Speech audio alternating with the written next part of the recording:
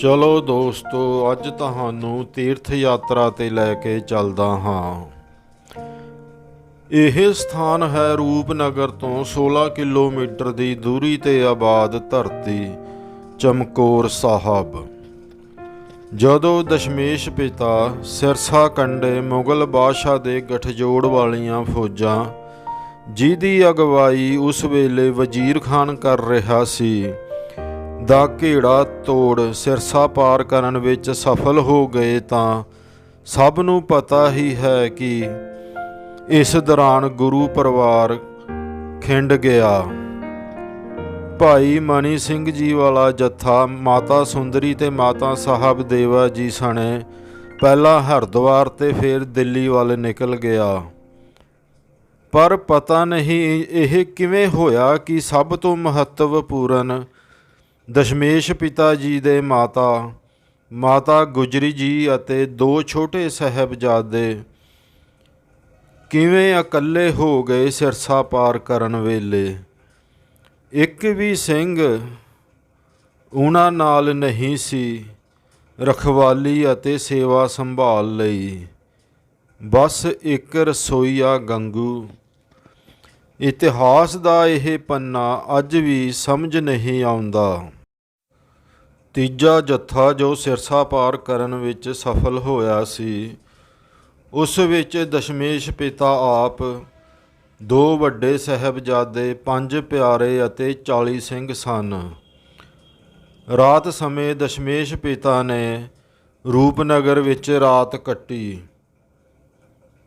ਜਿੱਥੇ ਅੱਜਕੱਲ੍ਹ ਗੁਰਦੁਆਰਾ ਭੱਠਾ ਸਾਹਿਬ ਬਣਿਆ ਹੋਇਆ ਹੈ। ਦਸੰਬਰ ਮਹੀਨੇ ਇਸ ਸਾਕੇ ਨੂੰ ਯਾਦ ਕਰਦੇ ਸੰਗਤ ਆਨੰਦਪੁਰੋਂ ਚੱਲ ਫਤਿਹਗੜ੍ਹ ਸਾਹਿਬ ਪਹੁੰਚਦੀ ਹੈ। ਗੁਰਦੁਆਰਾ ਭੱਠਾ ਸਾਹਿਬ ਵੀ ਠਹਿਰਾਵ ਕਰਦੇ ਹਨ।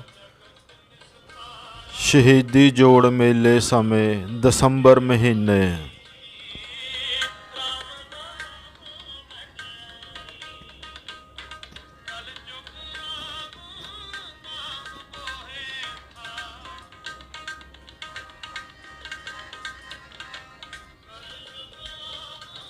ਰੋਪੜ ਰਾਤ ਕੱਟ ਦਸ਼ਮੇਸ਼ ਪਿਤਾ ਸਿੰਘਾਂ ਸਣੇ ਚਮਕੌਰ ਵੱਲ ਨਿਕਲ ਗਏ। ਅੱਜ ਕੱਲ੍ਹ ਚਮਕੌਰ ਸਾਹਿਬ ਵਿੱਚ ਸੁੰਦਰੀਕਰਨ ਦਾ ਕੰਮ ਚੱਲ ਰਿਹਾ ਹੈ। ਚਮਕੌਰ ਪਹੁੰਚਦੇ ਸਮੇਂ ਸ਼ਾਮਾਂ ਹੋ ਗਈਆਂ ਸਨ। ਇੱਥੇ ਰਾਤ ਕੱਟਣ ਦਾ ਫੈਸਲਾ ਲਿਆ ਗਿਆ। ਮੁਗਲ ਫੌਜਾਂ ਵੀ ਭਾਲ ਕਰਦੀਆਂ ਪਿੱਛੇ ਆ ਰਹੀਆਂ ਸਨ। ਗੁਰੂ ਜੀ ਨੇ ਇੱਥੇ ਰੁਕ ਜੱਥੇ ਦੇ ਆਰਾਮ ਕਰਨ ਅਤੇ ਲੋੜ ਪੈਣ 'ਤੇ ਮੁਗਲ ਫੌਜਾਂ ਦਾ ਸਾਹਮਣਾ ਕਰਨ ਦੀ ਸੋਚੀ। ਜਿੱਥੇ ਰੁਕ ਉਹਨਾਂ ਸਲਾਹ ਮਸ਼ਵਰਾ ਕੀਤਾ, ਉਸ ਸਥਾਨ 'ਤੇ ਹੁਣ ਗੁਰਦੁਆਰਾ ਦਮਦਮਾ ਸਾਹਿਬ ਬਣਿਆ ਹੋਇਆ ਹੈ। ਇੱਥੇ ਇੱਕ ਥੋੜ੍ਹੀ ਉੱਚੀ ਪਹਾੜੀ ਜਿਹੀ ਥਾਂ 'ਤੇ ਰਾਏ ਜਗਤ ਸਿੰਘ ਰਾਜਪੂਤ ਤੇ ਰੂਪਚੰਦ ਨਾਂ ਦੇ 2 ਭਰਾਵਾਂ ਦੀ ਇੱਕ ਛੋਟੀ ਜਿਹੀ ਕਿਲ੍ਹੇਨੁਮਾ ਗੜ੍ਹੀ ਸੀ। ਰਾਤ ਰੁਕਣ ਤੇ ਲੋੜ ਪੈਣ ਤੇ ਟਾਕਰਾ ਕਰਨ ਲਈ ਸਹੀ ਸਥਾਨ ਜਾਣ ਗੁਰੂ ਜੀ ਨੇ ਸਿੰਘ ਭੇਜ ਰਾਤ ਰੁਕਣ ਦੀ ਆਗਿਆ ਚਾਹੀ। ਜਗਤ ਸਿੰਘ ਰਾਜਪੂਤ ਤਾਂ ਮੁਗਲ ਫੌਜਾਂ ਦੇ ਡਰੋਂ ਮੁੱਕਰ ਗਿਆ, ਪਰ ਉਸ ਦਾ ਭਰਾ ਰੂਪਚੰਦ ਮੰਨ ਗਿਆ। ਇੱਥੇ ਗੜ੍ਹੀ ਵਿੱਚ ਰਾਤ ਰੁਕੇ ਗੁਰੂ ਜੀ ਅਤੇ ਸਿੰਘ। ਇਸ ਸਥਾਨ 'ਤੇ ਹੁਣ ਗੁਰਦੁਆਰਾ ਗੜ੍ਹੀ ਸਾਹਿਬ ਬਣਿਆ ਹੋਇਆ ਹੈ, ਜਿਸ ਦਾ ਅੱਜ ਕੱਲ੍ਹ ਕਿਲ੍ਹੇ ਵਾਂਗ ਰੂਪ ਦੇਣ ਦਾ ਕੰਮ ਚੱਲ ਰਿਹਾ ਹੈ। ਮੁਗਲਾਂ ਦੀਆਂ ਫੌਜਾਂ ਸੂਹ ਕੱਢਦੀਆਂ ਚਮਕੌਰ ਪੁੱਜ ਗਈਆਂ ਤੇ ਇੱਥੇ ਗੁਰੂ ਜੀ ਨੂੰ ਕੱਚੀ ਗੜ੍ਹੀ ਵਿੱਚ ਘੇਰਾ ਪਾ ਲਿਆ।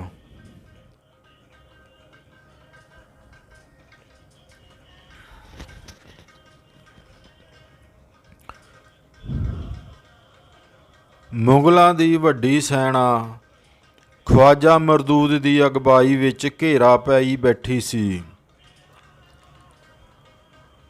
ਦੂਜੇ ਪਾਸੇ ਗੁਰੂ ਜੀ ਅਤੇ ਸਿੰਘ ਜੰਗ ਸ਼ੁਰੂ ਹੋ ਗਈ। ਸਿੰਘਾਂ ਨੇ ਮੁਗਲ ਫੌਜ ਦਾ ਚੰਗਾ ਨੁਕਸਾਨ ਕੀਤਾ। ਜੰਗ ਵਿੱਚ ਸਿੰਘ ਵੀ ਸ਼ਹੀਦੀਆਂ ਪਾਉਂਦੇ ਰਹੇ। ਫਿਰ ਉਹ ਪਲ ਵੀ ਆਏ ਜਦੋਂ ਦਸ਼ਮੇਸ਼ ਪਿਤਾ ਨੇ ਸਿੰਘਾਂ ਅਤੇ ਪੁੱਤਰਾਂ ਵਿੱਚ ਫਰਕ ਨਾ ਕਰਦਿਆਂ ਦੋਵੇਂ ਵੱਡੇ ਸਾਹਿਬਜ਼ਾਦਿਆਂ ਅਜੀਤ ਸਿੰਘ ਜੀ ਅਤੇ ਜੁਝਾਰ ਸਿੰਘ ਜੀ ਨੂੰ ਜੰਗੇ ਮੈਦਾਨ ਵਿੱਚ ਮੌਤ ਲਾੜੀ ਨੂੰ ਵਿਆਨ ਹੱਥੀ ਪੁਸ਼ਾਕ ਜੰਗੀ ਪਹਿਨਾ ਤੋਰਿਆ। ਉਹ ਚਿਹਰੇ ਦਾ ਜਲਾਲ ਬਸ ਵੇਖਣ ਵਾਲਾ ਹੀ ਹੋਣਾ। ਜੰਗੇ ਮੈਦਾਨ ਵਿੱਚ ਦੋਵੇਂ ਪੁੱਤਰਾਂ ਅਤੇ ਜਾਨ ਤੋਂ ਪਿਆਰੇ ਸਿੰਘਾਂ ਦੀ ਸ਼ਹਾਦਤ ਤੋਂ ਬਾਅਦ ਬਚੇ ਹੋਏ ਸਿੰਘਾਂ ਨੇ ਫੈਸਲਾ ਕਰ ਸਰਬੰਸਦਾਨੀ ਦਸ਼ਮੇਸ਼ ਪਿਤਾ ਨੂੰ ਇੱਥੋਂ ਨਿਕਲਣ ਦਾ ਹੁਕਮ ਜਾਂ ਕਹੋ ਬੇਨਤੀ ਕੀਤੀ। ਗੁਰੂ ਹੈ ਸਿੱਖ, ਸਿੱਖ ਹੈ ਗੁਰੂ। ਪੰਜ ਪਰਮੇਸ਼ਵਰ ਦਾ ਹੁਕਮ ਮੰਨਦੇ ਹੋਏ ਗੁਰੂ ਸਾਹਿਬ ਜੀ ਨੇ ਸਵੇਰੇ ਪੋਹ ਫੁੱਟਣ ਤੋਂ ਪਹਿਲਾਂ ਹੀ ਗੜੀ 'ਚੋਂ ਨਿਕਲ ਮਾਛੀਵਾੜੇ ਦੇ ਜੰਗਲਾਂ ਵੱਲ ਚਾਲੇ ਪਾ ਦਿੱਤੇ। ਆਪਣੇ ਜਾਨ ਦਾ ਇਸ਼ਾਰਾ ਜਿੱਥੇ ਕੀਤਾ ਸੀ, ਕਹਿੰਦੇ ਤਾੜੀ ਮਾਰ ਕੇ ਉਸ ਸਥਾਨ 'ਤੇ ਹੁਣ ਗੁਰਦੁਆਰਾ ਤਾੜੀ ਸਾਹਿਬ ਬਣਿਆ ਹੋਇਆ ਹੈ। ਇਸ ਗੁਰਦੁਆਰੇ ਦੀ ਸੇਵਾ ਸੰਭਾਲ ਬਿਧੀ ਚੰਦ ਸੰਪਰਦਾਇ ਕੋਲ ਹੈ। ਗੜੀ ਵਿੱਚ ਸਵੇਰ ਹੁੰਦੇ ਮੁਗਲਾਂ ਨੇ ਆਖਰੀ ਹੱਲਾ ਪੂਰੇ ਜ਼ੋਰ ਨਾਲ ਮਾਰਿਆ। ਬਾਕੀ ਬਚੇ ਹੋਏ ਸਿੰਘ ਸ਼ਹਾਦਤਾਂ ਪਾ ਗਏ। ਗੁਰੂ ਜੀ ਨਾਲ ਪੰਜਾਂ ਪਿਆਰਿਆਂ ਵਿੱਚੋਂ 2 ਪਿਆਰੇ ਇਸ ਜੰਗ ਵਿੱਚੋਂ ਕਿਸੇ ਤਰ੍ਹਾਂ ਬਚ ਨਿਕਲ ਮਾਛੀਵਾੜੇ ਗੁਰੂ ਜੀ ਦੀ ਸੇਵਾ ਵਿੱਚ ਫੇਰ ਹਾਜ਼ਰ ਹੋ ਗਏ ਸਨ।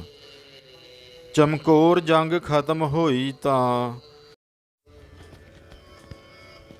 ਜੰਗ ਵਿੱਚ ਸਿੱਖਾਂ ਵੱਲੋਂ ਗੁਰੂ ਪੁੱਤਰ ਅਜੀਤ ਸਿੰਘ ਜੀ, ਜੁਝਾਰ ਸਿੰਘ ਜੀ, ਪੰਜਾਂ ਪਿਆਰਿਆਂ ਵਿੱਚੋਂ ਭਾਈ ਹਿੰਮਤ ਸਿੰਘ ਜੀ, ਭਾਈ ਮੋਕਮ ਸਿੰਘ ਜੀ, ਭਾਈ ਸਾਹਿਬ ਸਿੰਘ ਜੀ ਅਤੇ 40 ਸਿੰਘ ਸ਼ਹਾਦਤਾਂ ਪਾ ਗਏ। ਇਹਨਾਂ ਦਾ ਸਮੂਹਿਕ ਸੰਸਕਾਰ ਗੜੀ ਲਾਗੇ ਹੀ ਅੰਗੀਠਾ ਬਣਾ ਕੇ ਕੀਤਾ ਗਿਆ, ਜਿੱਥੇ ਹੁਣ ਗੁਰਦੁਆਰਾ ਕਤਲਗੜ੍ਹ ਸਾਹਿਬ ਬਣਿਆ ਹੋਇਆ ਹੈ।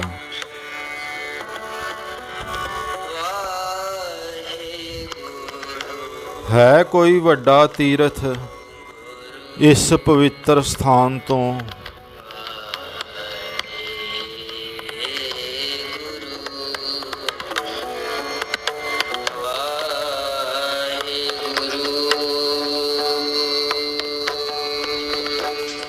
ਸਾਡੇ ਅੱਜ ਦੇ ਕੌਮੀ ਤੇ ਸਿਆਸੀ ਲੀਡਰ ਕੁਰਬਾਨੀਆਂ ਲਈ ਦੂਜਿਆਂ ਦੇ ਪੁੱਤਰਾਂ ਦੇ ਸਿਰਾਂ ਦੀ ਭਾਲ ਕਰਦੇ ਹਨ। ਆਪਣੇ ਵਿਦੇਸ਼ਾਂ ਵਿੱਚ ਪੜ੍ਹਾ ਫਿਰ ਉਹਨਾਂ ਨੂੰ ਵੀ ਲੀਡਰ ਬਣਾ ਸਾਡੇ ਸਿਰਾਂ 'ਤੇ ਥੋਪ ਦਿੰਦੇ ਹਨ। ਸਿੱਖੀ ਦਸ਼ਮੇਸ਼ ਪਿਤਾ ਦਾ ਦਾਅਵਾ ਕਰਨ ਵਾਲਿਆਂ ਵਿੱਚ ਹੈ ਕੋਈ ਅਜਿਹਾ? ਜਰਾ ਝਾਤ ਮਾਰਿਓ ਜਿਨੇ ਦਸ਼ਮੇਸ਼ ਪਿਤਾ ਵਾਂਗ ਸਿੰਘਾਂ ਅਤੇ ਪੁੱਤਰਾਂ ਵਿੱਚ ਫਰਕ ਨਾ ਕੀਤਾ ਹੋਵੇ। ਔਲਾਦਾਂ ਵਾਰੀਆਂ ਹੋਣ ਕੌਮ ਜਾਂ ਦੇਸ਼ ਦੇ ਸਿਰੋਂ। ਚਲੋ ਬਹੁਤੀ ਗੱਲ ਨਾ ਕਰਦੇ ਹੋਏ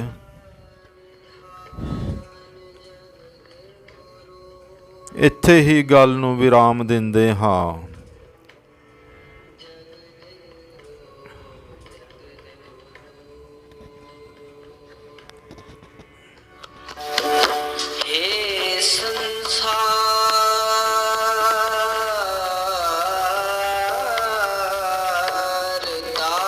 ਇੱਥੇ ਗੁਰਦੁਆਰਾ ਸਾਹਿਬ ਦਮਦਮਾ ਸਾਹਿਬ ਦੇ ਨਜ਼ਦੀਕ ਹੀ ਬਾਬਾ ਜ਼ਾਲਮਗੀਰੀ ਨਾਂ ਦਾ ਇੱਕ ਸੋਹਣਾ ਮੰਦਿਰ ਬਣਿਆ ਹੋਇਆ ਹੈ। 33 ਕੋਟੀ ਮਤਲਬ 33 ਪ੍ਰਕਾਰ ਦੇ ਦੇਵੀ ਦੇਵਤਿਆਂ ਵਿੱਚੋਂ ਕਈਆਂ ਦੇ ਛੋਟੇ ਛੋਟੇ ਸੁੰਦਰ ਮੰਦਿਰ ਅੰਦਰ ਬਣੇ ਹੋਏ ਹਨ। ਕਦੇ ਇਸ ਸ਼ਬਦ 33 ਕੋਟੀ, ਜਿਹਦਾ ਮਤਲਬ ਕਈ 33 ਕਰੋੜ ਵੀ ਕੱਢਦੇ ਹਨ, ਦਾ ਜ਼ਿਕਰ ਕਰਾਂਗੇ। ਹੁਣ ਸਰਕਾਰ ਯਾਦਗਾਰਾਂ ਬਣਾ ਸਿੱਖ ਕੌਮ ਦੇ ਸਕੇ ਹੋਣ ਦਾ ਲੋਕਾਂ ਵਿੱਚ ਭਰਮ ਬਣਾ ਰਹੀਆਂ ਹਨ। ਆ ਚੰਗਾ ਪਾਰਕ ਉਸਾਰੀ ਅਧੀਨ ਹੈ। ਇੱਕ ਪਾਸੇ ਸਿੱਖੀ ਦੀ ਥਾਂ ਬਾਰੀ ਬਾਣੇ ਤੇ ਜ਼ੋਰ ਹੋ ਗਿਆ ਹੈ, ਦੂਜੇ ਪਾਸੇ ਸਰਕਾਰੀ ਤੌਰ ਤੇ ਵੀ ਸਿੱਖਾਂ ਦੀ ਸ਼ਾਨ, ਸਿੱਖੀ ਮੱਤ, ਆਚਰਣ ਦੀ ਥਾਂ ਆ ਯਾਦਗਾਰਾਂ ਬਣਦੀਆਂ ਜਾ ਰਹੀਆਂ ਹਨ। ਅਸੀਂ ਸਿਫਤ ਕਰਨ ਲੱਗੇ ਅਤ ਕਥਨੀ ਕਰ ਜਾਂਦੇ ਹਾਂ, ਜਿਵੇਂ 10 ਲੱਖ ਦੀ ਫੌਜ ਦਾ ਘੇਰਾ। 10 ਲੱਖ ਫੌਜ ਤਾਂ ਅੱਜ ਪੂਰੇ ਭਾਰਤ ਕੋਲ ਵੀ ਨਹੀਂ ਹੈ। ਇੰਨੀ ਵੱਡੀ ਆਬਾਦੀ ਤੋਂ ਬਾਅਦ ਵੀ ਚਮਤਕਾਰ ਗੁਰੂਆਂ ਨਾਲ ਜੋੜ, ਪਤਾ ਨਹੀਂ ਅਸੀਂ ਕੀ ਭਾਲਦੇ ਹਾਂ।